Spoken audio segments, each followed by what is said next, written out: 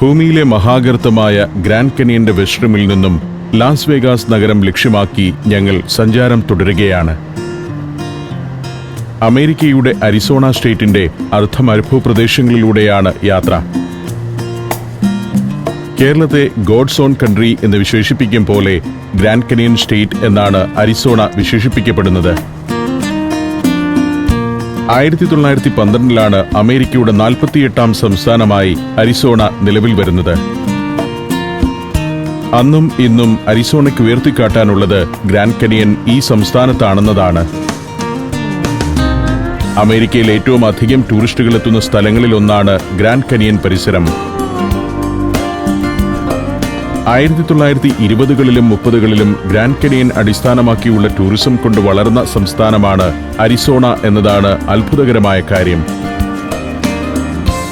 ഇന്ന് ഒരു സമ്പന്ന സംസ്ഥാനമാണ് അരിസോണ. ടൂറിസത്തോടൊപ്പം വ്യവസായവും വാണിജ്യവും ഈ സംസ്ഥാനത്തിന്റെ സാമ്പത്തിക നിലയെ വലിയ തോതിൽ ഉയർത്തിയിരിക്കുന്നു. അയർലൻഡ്, ഫിൻലാൻഡ്, ന്യൂസിലൻഡ് എന്നീ രാജ്യങ്ങളുടേതിനു തുല്യമായ സാമ്പത്തിക വളർച്ചയാണ് അരിസോണ സ്റ്റേറ്റിനുള്ളത്.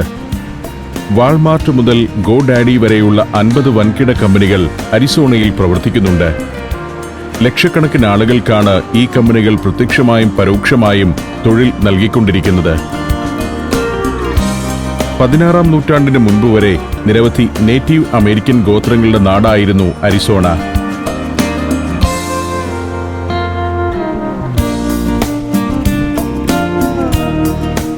അരിസോണയുടെ 2,95,000 ചതുരശ്ര കിലോമീറ്റർ വരുന്ന ഭൂപ്രദേശത്തിന്റെ നല്ലൊരു ശതമാനവും ഇക്കാണുന്ന തരം മരുപ്രദേശങ്ങളാണ്.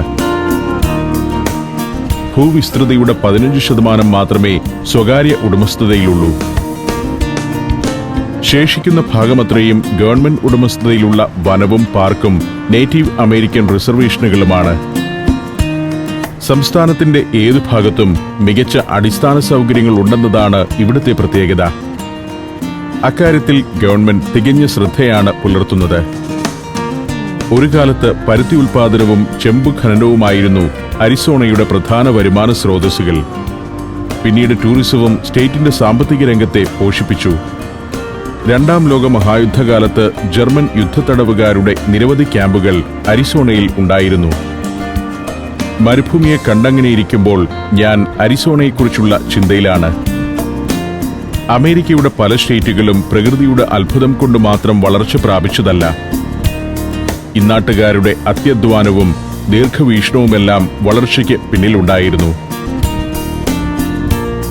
അമേരിക്കയുടെ കിഴക്കൻ തീരത്തെ പട്ടണങ്ങളെല്ലാം വലിയ വളർച്ചയും വികാസവും നേടിയിരുന്നെങ്കിലും തെക്കു പടിഞ്ഞാറുള്ള സംസ്ഥാനങ്ങൾ 20ാം നൂറ്റാണ്ടിന്റെ മധ്യകാലം വരെയും തെല്ലൊരു ദാരിദ്ര്യത്തിൽ തന്നെയായിരുന്നു.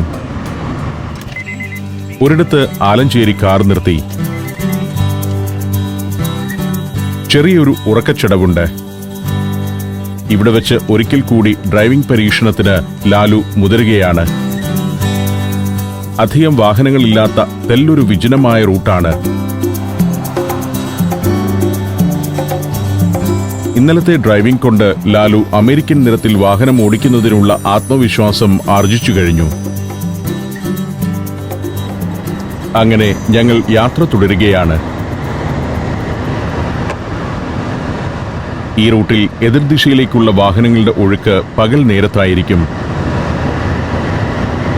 6 മണിയാവുന്നതോടെ ഗ്രാൻഡ് കനിയൻ വെസ്റ്റിലെ ടൂറിസ്റ്റ് സെന്ററുകളെല്ലാം അടയ്ക്കും. ടൂറിസ്റ്റുകൾ മാത്രമാണല്ലോ അവിടേക്കുള്ള യാത്രക്കാർ.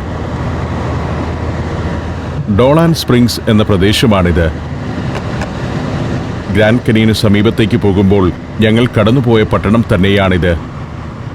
അമേരിക്കയുടെ താരതമ്യേന ദരിദ്രമായ ജനവാസ കേന്ദ്രങ്ങൾ, ചെറിയ സെറ്റിൽമെന്റുകൾ, ഒരു കാത്തലിക് ചർച്ചാണ് വലതുവശത്ത് കാണുന്നത്. അമേരിക്കയുടെ ആസൂത്രിതമായൊരു റെസിഡൻഷ്യൽ ഏരിയയുടെ പകിട്ടോ ഭംഗിയോ ഈ സെറ്റിൽമെന്റുകളിൽ കാണുന്നില്ല. പ്ലൈവുഡ് കൊണ്ട് പണിത തകരം മേഞ്ഞ കൊച്ചു കൊച്ചു വീടുകൾ. ഒരു സെറ്റിൽമെന്റ് കഴിഞ്ഞാൽ പിന്നീട് കുറേ ദൂരം വിജനമായിരിക്കും. പലയിടത്തും സ്ഥലം പ്ലോട്ട് തിരിച്ചിട്ടിരിക്കുന്നത് ഈ യാത്രയിൽ കാണുന്നുണ്ട്. ചെറിയ വിലയ്ക്ക് സ്ഥലം ലഭിക്കും. അത് പ്രതീക്ഷിച്ചാണ് ദരിദ്രരും ജയിൽ മോചിതരുമൊക്കെ ഇത്തരം പ്രദേശങ്ങളിലേക്ക് വരുന്നത്. ഇത്തരം ചെറുഗ്രാമങ്ങളിലും എല്ലാ അടിസ്ഥാന സൗകര്യങ്ങളും ഉണ്ടെന്നതാണ് ഒരു സവിശേഷത. ഒന്നോ രണ്ടോ സൂപ്പർമാർക്കറ്റുകൾ, സ്കൂളുകൾ, ദേവാലയങ്ങൾ എന്നിവയെല്ലാം ഇവിടങ്ങളിലുണ്ടാവും. ഡബിൾ ഡി എന്നൊരു സൂപ്പർമാർക്കറ്റിന് മുന്നിൽ ലാലു വണ്ടി കൊണ്ടുചെന്ന് നിർത്തി. ഈ പ്രദേശത്തിന്റെ പൂർവിക സംസ്കാരം പ്രതിഫലിക്കുന്ന ചിത്രമാണ് ചുവരിൽ. നേരെ എതിർവശത്ത് ഫാമിലി ഡോളർ എന്ന മറ്റൊരു സൂപ്പർമാർക്കറ്റുമുണ്ട്. ഇതാ ചിലർ. ഇവരാണ് ഇവിടുത്തെ നാട്ടുകാർ. അമേരിക്കയുടെ മറ്റൊരു മുഖമാണ് ഈ ആളുകളിൽ പ്രതിഫലിക്കുന്നത്. സ്പാനിഷ് ഭാവമുള്ള ആളുകൾ. യൂറോപ്പിൽ നിന്ന് അരിസോണയിലേക്ക് കുടിയേറിയെത്തിയവരുടെ പിന്മുറക്കാരോ മെക്സിക്കോയിൽ നിന്ന് ഇവിടേക്ക് ചേക്കേറിയവരോ ആകാം. ഞങ്ങൾ ഡബിൾ ഡി മാർക്കറ്റിന്റെ അകത്തേക്ക് നടന്നു. ഈ പരിസരത്ത് ജീവിക്കുന്ന സാധാരണക്കാരായ ആളുകളുടെ ഒരു ഷോപ്പിംഗ് കേന്ദ്രമാണിത്. കുറച്ച് പഴം വാങ്ങാമെന്ന ഉദ്ദേശത്തോടെയാണ് ഞങ്ങൾ ഇവിടെ കയറിയിരിക്കുന്നത്. യാത്രയിൽ ലളിതമായ ഭക്ഷണമാണ് ഞങ്ങൾ ശീലമാക്കിയിരിക്കുന്നത്. വാഴപ്പഴം, മുന്തിരി, ഓറഞ്ച്, ബ്രെഡ് എന്നിങ്ങനെ എന്തെങ്കിലും. ലാലു തന്നെ ആവശ്യമുള്ളതെല്ലാം തിരഞ്ഞെടുത്തു. പണവും നൽകി. ഇത്തരം ചെറുപട്ടണത്തിലെ സൂപ്പർമാർക്കറ്റുകളിൽ ഭക്ഷ്യ ഉൽപ്പന്നങ്ങൾക്ക് താരതമ്യേന കുറഞ്ഞ വിലയേ ഉള്ളൂ. ഗ്രാമീണരായ സാധാരണക്കാർക്കുള്ളതാണല്ലോ ഇത്തരം കടകൾ. ഞങ്ങൾ സൂപ്പർമാർക്കറ്റിൽ നിന്നും പുറത്തേക്കിറങ്ങി. ഡോളാൻ സ്പ്രിങ്സിൽ നിന്നും യാത്ര തുടരുകയാണ്. 2000-ൽ താഴെ മാത്രം ജനസംഖ്യയുള്ള പ്രദേശമാണ് ഡോളാൻ സ്പ്രിങ്സ്. 600-ഓളം കുടുംബങ്ങൾ. അവർക്ക് വേണ്ടി ഒരു ആശുപത്രിയും പോലീസ് സ്റ്റേഷനും 2 സ്കൂളും ഫയർ സ്റ്റേഷനും തപാൽ ആഫീസും പെട്രോൾ പമ്പുമെല്ലാം ഈ പട്ടണത്തിലുണ്ട്. കാർ വീണ്ടും ഹൈവേയിലേക്ക് പ്രവേശിച്ചിരിക്കുന്നു. രസകരമായ ഭൂപ്രകൃതി. അതിവിശാലമായ വെളിംപ്രദേശങ്ങൾ. വൈറ്റ് ഹിൽസ് എന്നറിയപ്പെടുന്ന മലനിരകളാണത്. 19-ാം നൂറ്റാണ്ടിന്റെ അവസാന വർഷങ്ങളിൽ വെള്ളിഖനനത്തിന്റെ ഒരു കേന്ദ്രമായിരുന്നു വൈറ്റ് ഹിൽ. മലയ്ക്ക് ആ പേര് ലഭിക്കുന്നത് തന്നെ വെള്ളിയുടെ നിക്ഷേപം അതിൽ കണ്ടെത്തിയതുകൊണ്ടാണ്. മൈനിംഗ് തൊഴിലാളികൾ വസിച്ചിരുന്ന വൈറ്റ് ഹിൽ എന്നു പേരുള്ള ഒരു പട്ടണവും പണ്ടിവിടെ ഉണ്ടായിരുന്നു. അത് പിന്നീട് ഉപേക്ഷിക്കപ്പെട്ടു. കുറച്ചുകൂടി ചെല്ലുമ്പോൾ ചെറുവിമാനങ്ങളും മറ്റും നിരന്നു കിടക്കുന്ന ഒരു ഭാഗത്തേക്ക് എത്തുന്നു. ട്രയാങ്കിൾ എയർ പാർക്ക് എന്നാണ് ഇതറിയപ്പെടുന്നത്. സ്വകാര്യ ചെറുവിമാനങ്ങൾ പാർക്ക് ചെയ്യുന്നതിനും അറ്റകുറ്റപ്പണികൾ നടത്തുന്നതിനും സൗകര്യമൊരുക്കുന്ന ഒരിടം. എയർ പാർക്ക് കഴിയുന്നതോടെ ലാസ്റ്റ് സ്റ്റോപ്പ് എന്നൊരു റെസ്റ്റോറന്റ് കാണുന്നു. അരിസോണ സംസ്ഥാനത്തിന്റെ അതിർത്തിയിലേക്ക് എത്തിയിരിക്കുന്നു. അധികം താമസിയാതെ നെവാദ സംസ്ഥാനത്തേക്ക് പ്രവേശിക്കും. അങ്ങകലെ വരെ പരന്നുകിടക്കുന്ന ചെന്നിറമാർന്ന ഭൂമി. പ്രകൃതിയുടെ ചില പ്രതിഭാസങ്ങളും ഈ യാത്രക്കിടയിൽ കാണാം. മേഘത്തൂണുപോലെയൊന്ന് മരുഭൂമിയിൽ ചെന്നു മുട്ടുന്നു. മറ്റൊരു ഭാഗത്ത് മേഘങ്ങൾക്കിടയിലൂടെ പ്രകാശത്തൂണുകൾ. യഥാർത്ഥത്തിൽ ഇക്കാണുന്നത് മേഘത്തൂണല്ല, മഴ പെയ്യുന്നതു തന്നെയാണ്. ഒരു മലയിറക്കം തുടങ്ങുകയായി. മലകളെ അരിഞ്ഞുണ്ടാക്കിയ വളഞ്ഞു പോകുന്ന പാത. ഹൈവേ 93 ആണിത്. ഒരു കാലത്ത് ഹൂവർ ഡാമിന് മുകളിലൂടെ പോയിരുന്ന പാത. എന്നാൽ വലിയ ഭാരം കയറ്റിയ ചരക്കുവാഹനങ്ങൾ തുടരെ നീങ്ങുന്നത് ഡാമിന് ഭീഷണിയാവുമെന്ന തിരിച്ചറിവിൽ ഈ വമ്പൻ ഹൈവേയെ വഴിതിരിച്ചു വിടുകയായിരുന്നു. ഹൂവർ ഡാമിന് താഴെ കൂടി, എന്നാൽ മലനിരകളുടെ മുകളിലൂടെ 1/4 കിലോമീറ്റർ ഉയരത്തിൽ ഒരു പാലം പണിത് അതുവഴിയാണ് ഹൈവേ തിരിച്ചുവിട്ടത്. മടക്കയാത്രയിൽ ഹൂവർ ഡാം കാണുക എന്നത് രാവിലെ ഗ്രാൻഡ് കനോനിലേക്ക് പോകുമ്പോൾ തന്നെ ഞങ്ങൾ തീരുമാനിച്ചുറപ്പിച്ചതാണ്. ഹൂവർ ഡാം എന്ന അത്ഭുതമാണ് ഈ പ്രദേശത്തിന്റെയെല്ലാം മുഖഛായയും രൂപവും മാറ്റിക്കളഞ്ഞത്. മരുഭൂമിയിൽ ഈ പരിസരത്തെ അനേകം സെറ്റിൽമെന്റുകളിൽ ജലലഭ്യതയുണ്ടായതും ലാസ് വേഗാസ് എന്ന നഗരം സജീവമായതുമെല്ലാം ഹൂവർ ഡാം മൂലമാണെന്ന് പറയാം. യുണൈറ്റഡ് സ്റ്റേറ്റ്സിന്റെ തെക്കുപടിഞ്ഞാറൻ പ്രദേശങ്ങൾ വികസിച്ചു വരുന്ന കാലത്ത് കൃഷിക്കും മറ്റാവശ്യങ്ങൾക്കുമുള്ള ജലലഭ്യത ഒരു പ്രശ്നം തന്നെയായിരുന്നു. 1890-ൽ കൊളറാഡോ നദിയിൽ നിന്ന് കനാലുകൾ വെട്ടി ജലസേചനം സാധ്യമാക്കാനുള്ള നടപടികൾ തുടങ്ങിയെങ്കിലും അത് ഫലപ്രദമായിരുന്നില്ല. വൈദ്യുതി ഉൽപാദനം കൂടി ലക്ഷ്യമിട്ട് കൊളറാഡോ നദിയിൽ ഒരു അണക്കെട്ട് എന്ന ആശയം രൂപം കൊള്ളുന്നത് 1902-ലാണ്. ലോസ് ആഞ്ചലസിലെ എഡിസൺ ഇലക്ട്രിക് കമ്പനിയാണ് അതിന് മുൻകൈയെടുത്തത്. എന്നാൽ പല കാരണങ്ങൾ കൊണ്ട് ഡാം നിർമ്മാണം നീണ്ടുപോയി.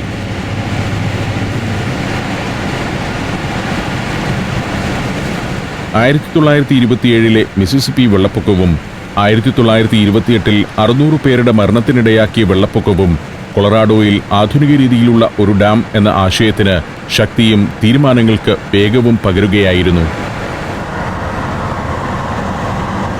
ലാലു കാർ റോഡിന്റെ വശം ചേർത്ത് നിർത്തുകയാണ്. ഈ സമയം ഹൈവേയിലെ പാലങ്ങളും അതിലൂടെ നീങ്ങുന്ന കൂറ്റൻ ട്രക്കുകളുമെല്ലാമാണ് എനിക്ക് കാഴ്ചയാവുന്നത്. ആലഞ്ചേരിക്കും ലാലുവിനും തെല്ലുവിശ്രമം. ഞാൻ കാറിൽ നിന്ന് ഇറങ്ങിയില്ല.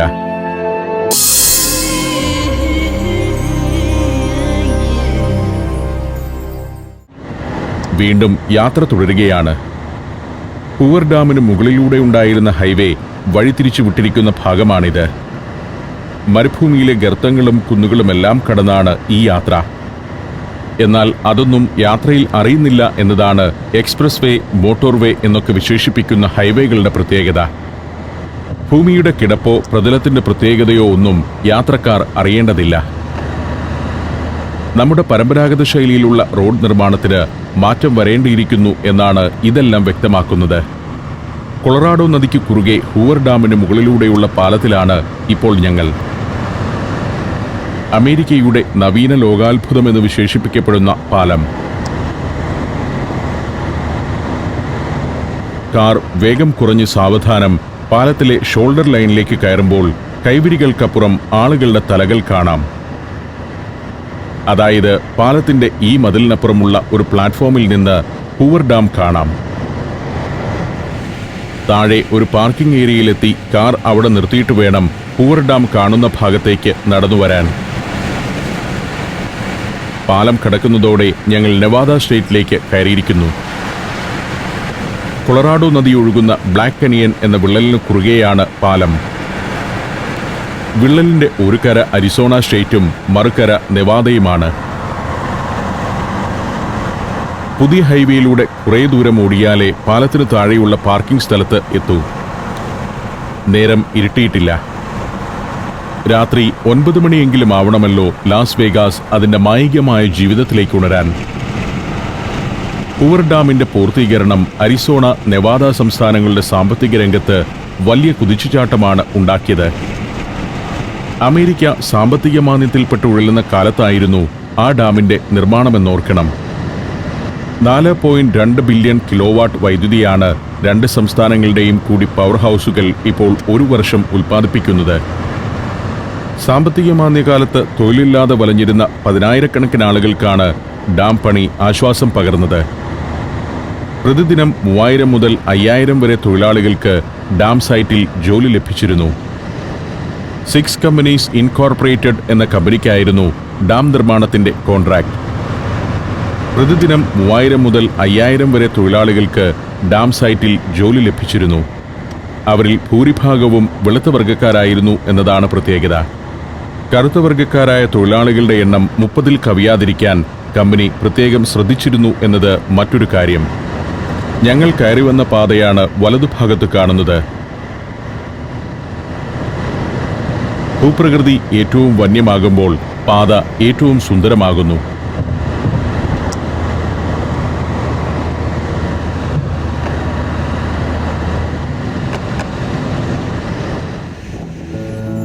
ഞങ്ങളുടെ കാർ കൊളറാഡോ ബ്രിഡ്ജിന്റെ പാർക്കിംഗ് ഏരിയയിലേക്ക് എത്തിയിരിക്കുന്നു. കാറിൽ നിന്നിറങ്ങി ഞങ്ങൾ നടപ്പ് തുടങ്ങി.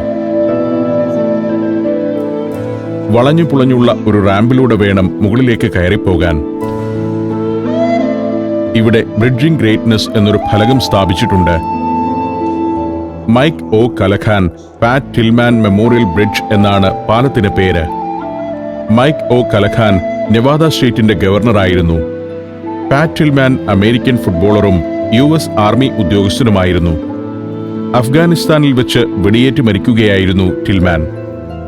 പാലത്തിന്റെ ഈ ഭാഗം ഒരു മ്യൂസിയം പോലെ ഒരുക്കി വെച്ചിരിക്കുകയാണ്. പാലം പണിയാനുണ്ടായ സാഹചര്യം, നിർമ്മാണകാലത്തെ സംഭവങ്ങൾ എന്നിവയെല്ലാം ഫലകങ്ങളിലുണ്ട്. വെറുമൊരു പാലത്തെയാണ് ഈ വിധം ഒരുക്കി വെച്ചിരിക്കുന്നത്. അതാണ് അമേരിക്കൻ രീതി. ഏതൊരു നിർമ്മിതിയും കാലാതിവർത്തിയും കാഴ്ചക്കാരിൽ അത്ഭുതം പകരുന്നതുമായി നിലനിർത്താൻ അവർ ശ്രമിക്കും. നെവാദ സ്റ്റേറ്റിലാണ് ഇപ്പോൾ ഞങ്ങൾ നിൽക്കുന്നത്. 2010 കൊളറാഡോ നദിക്ക് കുറുകെയുള്ള പാലവും അതിനോടനുബന്ധിച്ചുള്ള വിസിറ്റർ സെന്ററും തുറന്നത്. 2005 മുതലുള്ള 5 വർഷം കൊണ്ടായിരുന്നു പാലത്തിന്റെ നിർമ്മാണം. ഇവിടെ ഇങ്ങനെ നിൽക്കുമ്പോൾ പാലത്തിന്റെ ഏകദേശ രൂപം കാണാം. പാലത്തിൽ നിന്നും 270 മീറ്റർ താഴ്ചയിലാണ് കൊളറാഡോ നദി ഒഴുകുന്നത്. ഒരു ആർച്ച് ബ്രിഡ്ജാണിത്. പക്ഷേ ആർച്ച് കാണണമെങ്കിൽ താഴെ ഹൂവർ ഡാമിന് മുകളിൽ നിൽക്കണം. പാലത്തിന്റെ വശത്ത് ഡാം കാണാൻ വരുന്നവർക്കായി നിർമ്മിച്ചിരിക്കുന്ന വഴിയിലൂടെ നടക്കുമ്പോൾ ഒരു ഭാഗത്ത് കൂറ്റൻ പാറക്കെട്ടുകളാണ് കാഴ്ച. പാലത്തിൽ വലതുവശത്തെ മതിലിനപ്പുറത്തുകൂടി വാഹനങ്ങൾ പോകുന്നു. കുറച്ചുകൂടി മുന്നോട്ട് നടക്കുമ്പോൾ അങ്ങകലെ ഒരു നിർമ്മിതി കാണാം, ഹൂവർ ഡാം. പാലത്തിന്റെ മധ്യഭാഗത്തേക്ക് ചെന്നാൽ ഡാമിന്റെ കുറച്ചുകൂടി വ്യക്തമായ കാഴ്ച ലഭിക്കും. ഇതാണ് ചരിത്രപ്രസിദ്ധമായ ഹൂവർ ഡാം. പൂർണ്ണമായ രൂപത്തിൽ ഈ ഡാം ഇങ്ങനെ മറ്റെവിടെ നിന്നും കാണാനാവില്ല. താഴെ ഇക്കാണുന്നത് പവർ ഹൗസുകളാണ്. റിസർവോയറിൽ നിന്നുള്ള ജലം ടണലുകളിലൂടെ 2 വലിയ വൈദ്യുതി ഉൽപാദന കേന്ദ്രങ്ങളിലേക്ക് എത്തുന്നു. വലതുവശത്തെ പവർ ഹൗസ് അരിസോണ സ്റ്റേറ്റിനും ഇടതുവശത്തെ പവർ ഹൗസ് നെവാദ സ്റ്റേറ്റിനും വേണ്ടി വൈദ്യുതി ഉൽപ്പാദിപ്പിച്ചുകൊണ്ടിരിക്കുകയാണ്. ഈ മലയിടുക്കിലൂടെ സ്വച്ഛമായി ഒഴുകിയിരുന്നതാണ് കൊളറാഡോ നദി. അതിനെയാണ് കുത്തൊഴുക്ക് തടഞ്ഞുകൊണ്ട് ഹൂവർ ഡാമിനാൽ തളച്ചിട്ടിരിക്കുന്നത്. ആർച്ച് ഡാമാണ്. മുകളിൽ മലകൾക്കിടയിൽ ജലസംഭരണി. ഇവിടെ നിന്നും നോക്കുമ്പോൾ അത് ചെറിയൊരു റിസർവോയർ ആണെന്നേ നമുക്ക് തോന്നുകയുള്ളൂ. ബ്ലാക്ക് കനിയന്റെ ഏറ്റവും ഇടുങ്ങിയ ഭാഗത്താണ് ഡാം പണിതിരിക്കുന്നത്. എന്നാൽ അതിനപ്പുറം കിലോമീറ്ററുകളുടെ വിസ്തൃതിയിൽ അതിവിശാലമായൊരു ജലാശയമുണ്ട്. പഴയ ഹൈവേയാണ് ഇതുവഴി വളഞ്ഞു പുളഞ്ഞു പോയി ഡാമിന്റെ ഒരു വശത്തുകൂടി കയറി മറുഭാഗത്തുകൂടി കടന്നു പോകുന്നത്. അതെല്ലാം ഒഴിവാക്കാനാണ് കൊളറാഡോ ബ്രിഡ്ജ് എന്ന് പൊതുവെ വിളിക്കപ്പെടുന്ന പാലം നിലവിൽ വന്നത്. ടണലിലൂടെ എത്തുന്ന ജലം വൈദ്യുതി ഉൽപാദനത്തിന് ശേഷം കൊളറാഡോ നദിയിൽ വന്നു ചേരുന്നു. ഗ്രാൻഡ് കനിയൻ പോലെ ഭൂമിയുടെ ഒരു വിള്ളലിന്റെ ഭാഗമാണിത്. ഇൻടേക്ക് വെല്ലുകളാണിത്. പവർ ഹൗസിൽ നിന്നും വൈദ്യുതി കൊണ്ടുപോകുന്ന ടവറുകളും ഇവിടെ നിൽക്കുമ്പോൾ കാണാം. നെവാദയിലേക്കും അരിസോണയിലേക്കുമുള്ള വൈദ്യുതി ഇരുകരകളിലെയും ടവറുകൾക്ക് മീതെ കൂടി കടന്നുപോകുന്നു. സന്ധ്യയാവുമ്പോഴും പാലത്തിലൂടെ വരുന്ന ടൂറിസ്റ്റുകളുടെ ഒഴുക്ക് നിലയ്ക്കുന്നില്ല. ഇത്തരം ഓരോ കാഴ്ചയും കുട്ടികൾക്കും യുവാക്കൾക്കും നൽകുന്ന പ്രചോദനവും എഞ്ചിനീയറിംഗ് ആഭിമുഖ്യവും എത്രയായിരിക്കുമെന്നാണ് ഇതിലൂടെ നടക്കുമ്പോൾ ഞാൻ ചിന്തിക്കുന്നത്. ഡാമിനെ അടുത്തു ചെന്നും കാണാം. പാറക്കെട്ടിനകത്തുകൂടി താഴെയുള്ള പവർ ഹൗസിന്റെ ടെർബൈൻ അടുത്തുവരെ കഴിഞ്ഞ തവണ ഇവിടം സന്ദർശിച്ച വേളയിൽ ഞാൻ പോയിരുന്നു.